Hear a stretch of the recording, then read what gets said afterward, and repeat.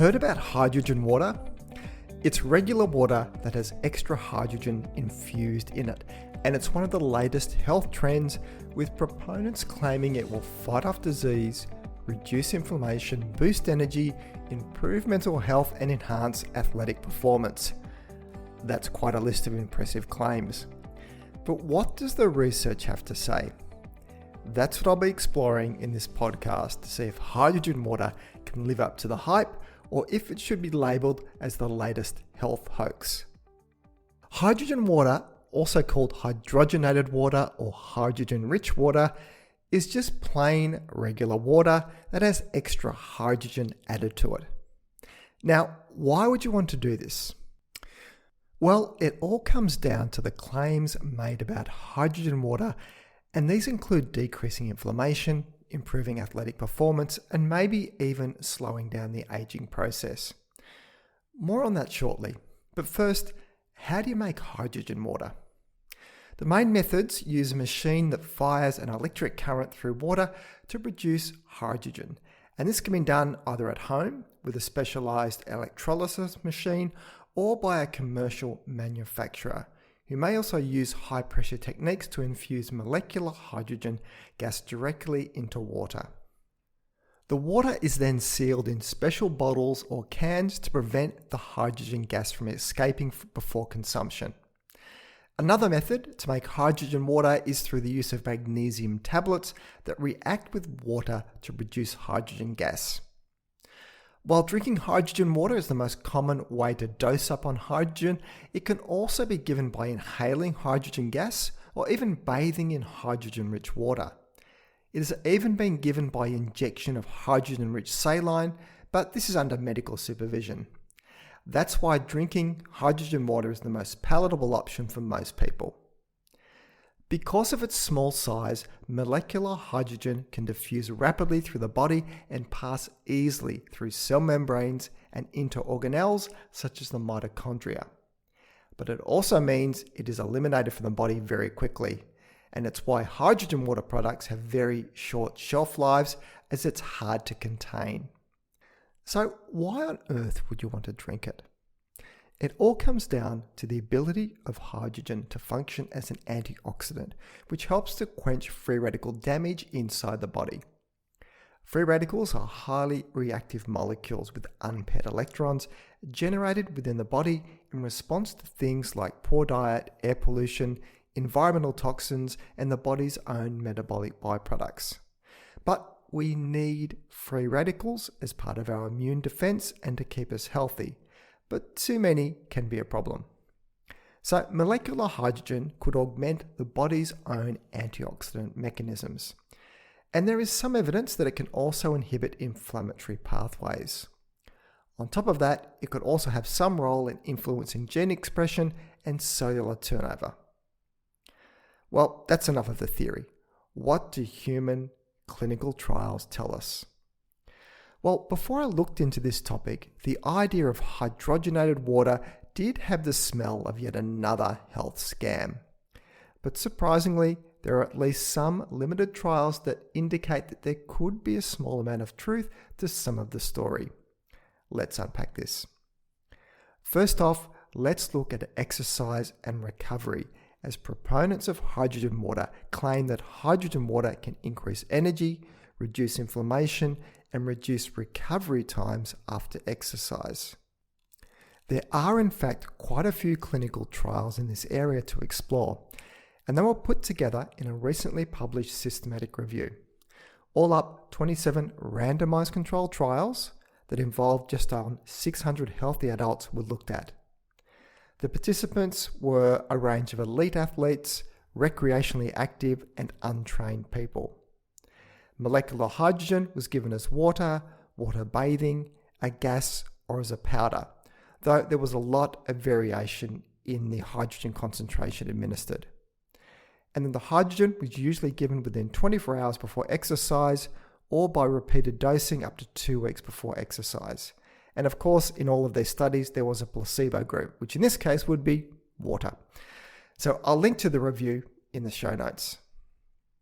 A whole range of exercise outcomes were looked at, including aerobic endurance and performance, VO2 max, anaerobic performance, power output, lower body explosive power, muscle strength, heart rate, blood lactate levels, and perceived exertion during exercise.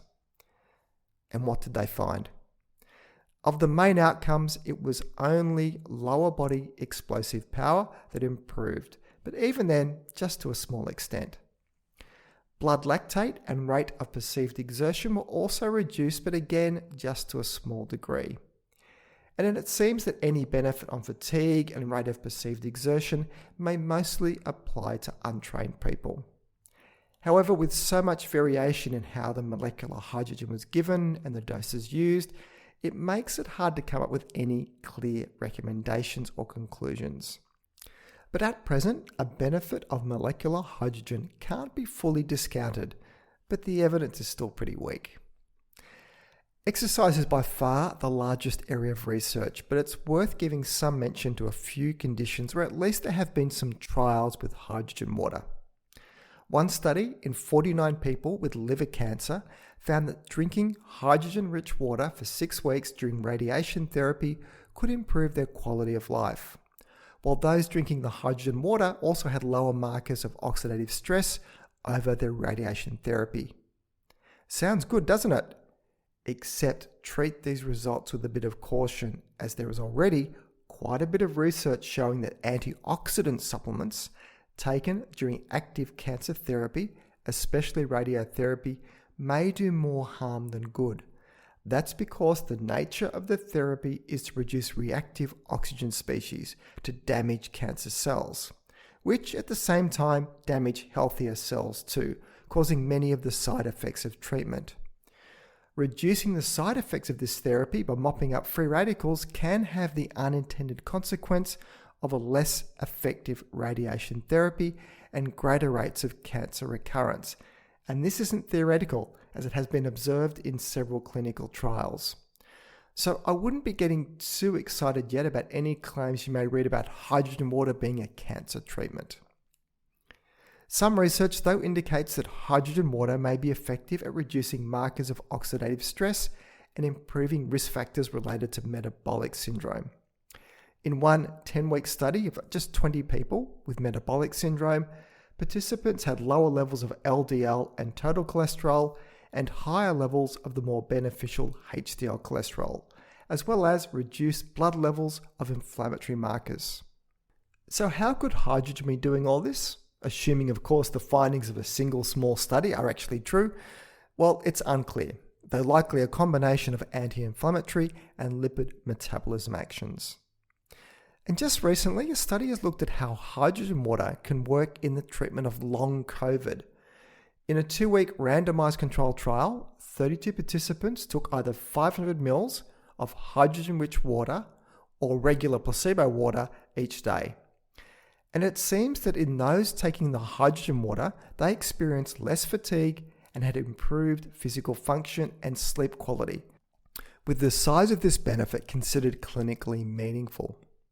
Certainly interesting enough to consider doing some follow-up studies. So I'll link to this study in the show notes. Look, I could go on citing the odd, interesting study here and there, but at present, it is quite a mixed field outside of the exercise domain. I will say that I wouldn't be completely dismissing hydrogen water in some conditions at this stage, but we need to see a lot more confirmatory studies in a range of conditions. Probably the best research commentary on this is a systematic review published at the start of this year, which looked at 30 studies that explored the potential benefits of hydrogen-rich water on various aspects of health, including exercise capacity, physical endurance, liver function, cardiovascular disease, mental health, COVID-19, oxidative stress, and aging. And the conclusion from all this was that although the preliminary results in clinical trials look encouraging in some cases, a lot more research with larger sample sizes and better conducted methods is needed to substantiate the health links studied so far. And more so, what is lacking is a clear explanation of the likely mechanisms behind the potential benefits of hydrogen-rich water. So I'll link to this review paper in the show notes.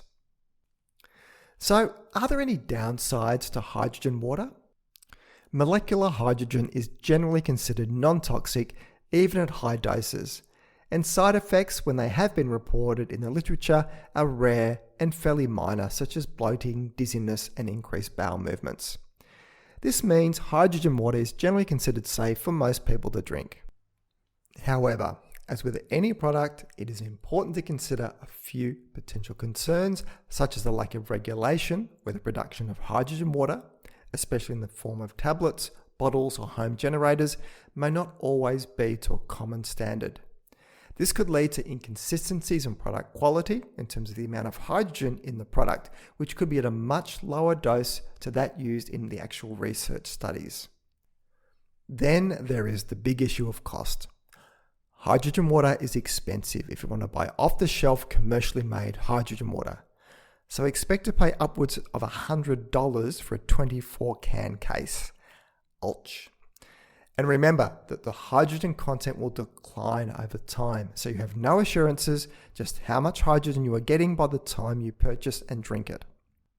Then there is a whole range of machines to make it yourself that can retail in the thousands of dollars. If you're on a budget, there are high-tech water bottles that produce hydrogen at the press of a button and will set you back a few $100s. But you have no idea though how the quality of each of these methods are in producing an effective dose of hydrogen, as there are no industry-wide standards on the amount of hydrogen that can be added to water. As a result, concentrations can vary widely. If you are making your own, it would be wise to consider at least using distilled or filtered water so there are no impurities in the mix. So let's wrap all this up. Even with the research to date on hydrogen water, the results are far from spectacular in most conditions looked at. This means your expensive hydrogen water of unknown quality compared to what is used in research studies could just be an expensive water-based placebo at this stage. The main claims made around hydrogen water center on its antioxidant and anti-inflammatory benefits, which could have some basis in fact.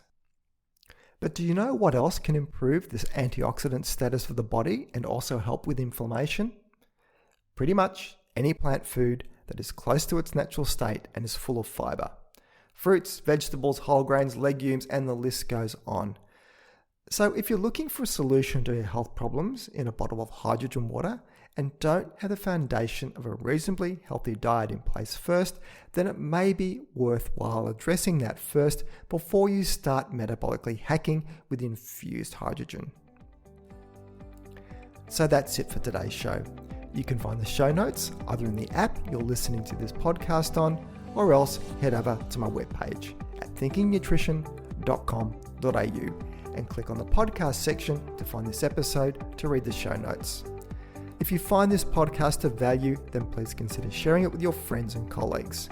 This all helps to increase the reach of the podcast, which means a big win for credible, evidence-based nutrition messages and making the world a slightly less confusing place. I'm Tim Crow, and you've been listening to Thinking Nutrition.